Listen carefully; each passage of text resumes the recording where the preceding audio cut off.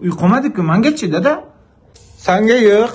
Sen yetimsan-ku, sanga umuman uy puy qoldirmayman. Maksim ham yetim-ku. Maksimning onasini ko'rganmisan? Bu вообще simpatичный onasi. Sani onang umuman bo'lmasdi. Spasibo. Sanga qoldiruvdim. Bunga ham qoldiruvdim. Zo'r narsa qoldiruvdim. Sanga mana paracetamol qoldirganman. Boshing og'risa meni eslab ichib o'tirasan. Paracetamolni o'zimga olib keting. Menga paracetamol kerak emas. Men hali shunda uy olaman, mashina olaman. Ko'rib ko'zlaring yonsin. Siz borku, o'lib keting. Ha o'lay! Yetim boquvchi og'zi burning moy bo'ladi, qon bo'ladi deydi. Bo'ldi, dada.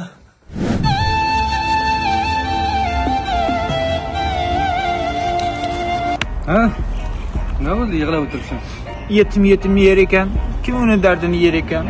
Nima bo'ldi? Uysiz qolgan bolaga kim yordam berar ekan? Men yordam beraman, jo'rajon. Qanday qilib?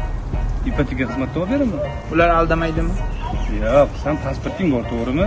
Shaxs tasdiqlovchi hujjatmi? Ha, u shaxsdan. Shuni olasan, ertaga oldimga kelasan. O'zim senga borib, ipoteka xizmatidan bank orqali uy olib beraman. Zo'r uy olib berasanmi? Ha, dadangga bir kuy bo'lsin. Do'sting tursa yoningda, hayot senga go'zaldir. Xuddi shunday. Turmasa agar go'zallik, uni keyin yozaman.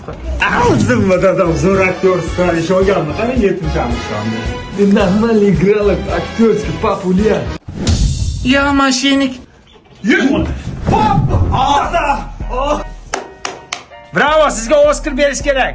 Siz zo'r aktyor ekansiz. Ha, aytgandim, men uy oldim, shuni aytay deb qo'ygandim. Ipoteka xizmatiga rahmat aytib qo'yaman. Siz Maksimning onasi bilan faxrlanib yuravering, hali ko'ramiz. Скажет. Uy oldim dedimi? Ha. Sen ikkalang ko'tingga ishdan ololmaysan, Shohjahonlar. U uy oldi. Dada, sabr qil. Dada